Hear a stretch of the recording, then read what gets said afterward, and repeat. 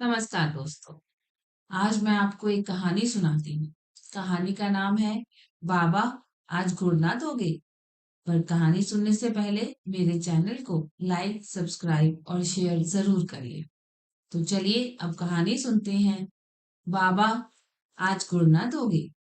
न्यासर गांव में छज्जूमल नाम का एक गुड़ बेचने वाला अपनी पत्नी और दो बेटों के साथ रहता था। उसकी पत्नी हर रोज गोपाल जी को भोग लगाती, आरती करती, उनका पूरा ध्यान रखती थी। उधर छज्जूमल दूर गांव में जाकर गुड़ बेचता था। इसी तरह उनकी जिंदगी अच्छे से चल रही थी। उसके बेटे बहुत नेक थे, परंतु दुर्भाग्यवश छज्जूमल की पत्नी अचानक चल बसी। छज्जूमल बहुत उदास रहने लगा। फिर भगवान की जो इच्छा हो, यह मानकर वह अपने काम वापस जाने लगा। उसके बेटे उसको समझाते, बाबा अब हम अच्छा काम कर लेते हैं, आप अब घर बैठे। परंतु छज्जूमल ना माना। उसकी पत्नी रोज गोपाल जी को भोग लगाती थी। उसको तो भोग लगाना आता नहीं था, परंतु अब थोड़ा सा गुड़ ठाकुर जी के आगे रख देता। ठाकुर जी तो मीठे के शौकीन, उनको तो गुड़ खाने का चस्का लग गया। अब रोज जाने से पहले गोपाल जी को थोड़ा सा गुड़ भोग लगा देता था। एक दिन दोनों बेटे बोले, बाबा घर की मरम्मत करवानी है, तो थोड़ा सा सामान इधर उधर करना पड़ेगा। बाबा बोला ठीक। तो उन्होंने गोपाल जी को भी अलमारी में भूलवश रख दिया। घर का काम शुरू हो गया, पर गोपाल जी को अब गुड़ का भोग नहीं लगता था। छज्जूमल अब रोज की तरह गांव में गुड़ बेचने गया। रास्ते में थोड़ा सा विश्राम करने के लिए एक वृक्ष के नीचे बैठ गया। ठंडी ठंडी हवा चल रही थी। तभी छज्जूमल की आंख लग गई। तभी उसे लगा कि कोई उसे उठा रहा है और वह कह रहा है, बाबा आज गुड़ ना दोगे।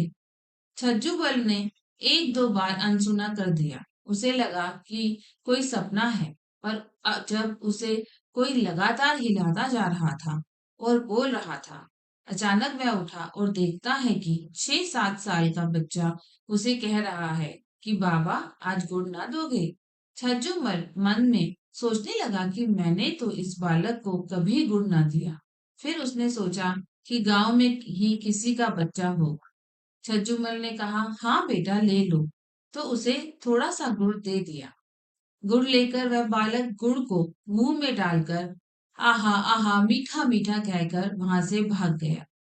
अब तो रोज ही वह बालक छज्जूमल को मिलता, उससे गुड़ लेता और नाचता गाता मीठा मीठा कह कर भाग जाता। छज्जूमल भी बच्चा समझकर उसको गुड़ दे देता। अब घर का काम पूरा हो गया, तो उस दिन घर में हवन पूजा रखा गया। छज्जूमल उस दिन गुड़ बेचने नहीं गया, परंतु वह बालक तो अपने समय पर उस जगह पहुंच गया। अब छज्जूमल वहां ना आया। बालक ने तो घर जाकर मैया की जान खा ली और ता ता थैया मचाने लगे। बोले मुझे तो गुड़ ही चाहिए। मैया ने बहुत समझाया, बर्फी मिठाई सब लाकर दिए, लेकिन वह तो कहते मैं तो गुड़ ही खाऊंगा। मैया से बालक का रोना सहन ना हुआ और छज्जूमल के घर का पता पूछते पूछते उसके घर पहुंच गई। जाकर कहती, बाबा मेरे बालक को तो आप ही का गुड़ की आदत पड़ गई है, उसे तो गुड़ चाहिए ही चाहिए। तो छज्जूमल ने उस बालक को बड़े प्यार से थोड़ा सा गुड़ दिया और अपनी गोद में बिठा लिया। पता नहीं क्यों उस बालक को गुड़ खिलाते खिलाते छज्जूमल की आंखों में आंसू आ गए। वह निकली हृदय में अजीब सी हलचल मच गई। गुड़ खाकर बालक मीठा मीठा कह अपने घर चला गया। हवन पूजन के बाद में फिर गोपाल जी की मूर्ति को रखा गया। अगले दिन छज्जूमल नियम से गोपाल जी को गुड़ का भोग लगाकर काम पर चले गए। रास्ते में उसी जगह पर रुके। अब तो उसे भी उस बालक को गुड़ खिलाने की जल्दी थी, परंतु वह बालक आया ही नहीं। ऐसे ही 3-4 दिन बीत गए और वह बालक नहीं आया। अब छज्जूमल बेचैन हो गए और उन्होंने सोचा कि कहीं बालक बीमार तो नहीं हो गया। उसने गांव जाकर सबको बाल बोला कि ऐसा एक बालक मेरे पास रोज गुड़ मांगने आता था, क्या आपने उसे देखा है?